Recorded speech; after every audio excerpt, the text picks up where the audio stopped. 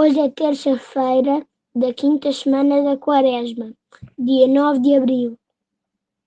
Em nome do Pai, e do Filho, e do Espírito Santo. Amém. Quando eu for levantado da terra, atrairei tudo a mim, diz o Senhor. Diz o Evangelho de São João. Naquele tempo, disse Jesus aos fariseus: Vós não podeis ir para onde eu vou. Jesus continuou dizendo: Vós sois cá de baixo, eu sou lá de cima.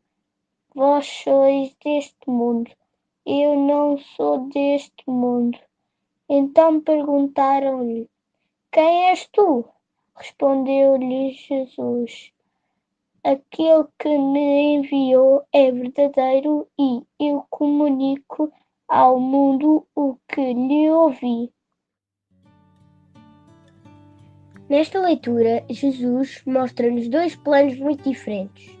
O dos fariseus, que é o plano das leis e das regras, e o plano de Deus, que é o plano da vida e da verdade.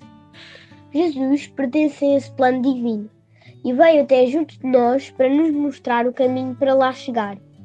Quer que mudemos a nossa vida e nos voltemos para Deus, o Deus da verdade e da salvação. Jesus é a porta. Quem entrar por ele, entra no céu. Pelas suas palavras podemos conhecer Deus. Só Jesus faz a ponte entre esses dois planos e oferece o céu a todos os que o queiram seguir.